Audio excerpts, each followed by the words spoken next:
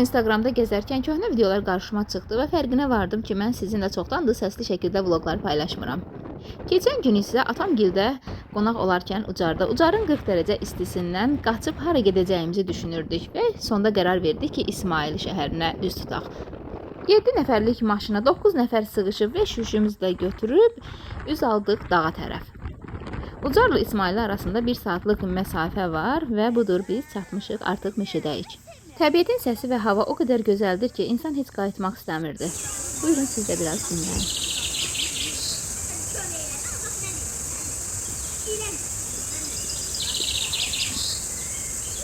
Burada da Nihanın səsindən bəllidir ki, çay necə gür və soyuqdur.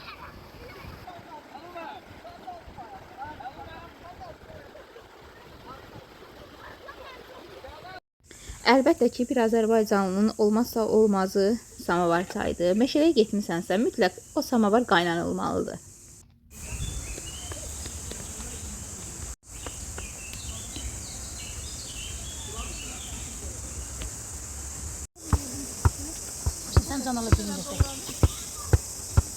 İlin olmayan hadisəsi.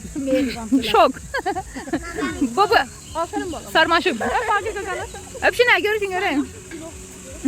Bu öpüşüb görüşmənin də bir səbəbi var. Çünki onlar o qədər dalaşırdılar ki, belə mehriban görmək bizə deyərək Türklər demiş şaşırtdı.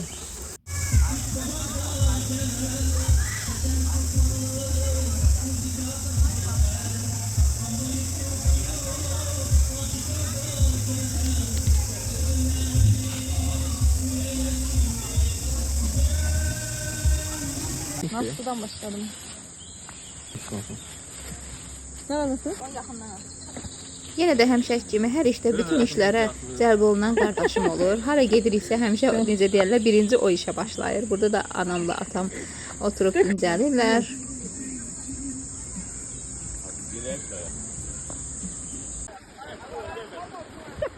Burada da Nihan keçib çayın o tərəfindən indi keçirtmək istəyirik bu tərəfə.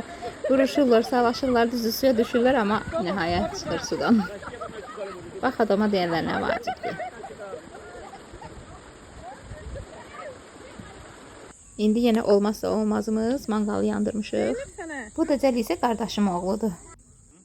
Yenə qardaşımı vermişik iş başına. Manqalın olmazsa olmazı kebabçımız qardaşımdır. Bir dənə də selfie video çəkdirib artıq gedirik növbəti gəzintimizə.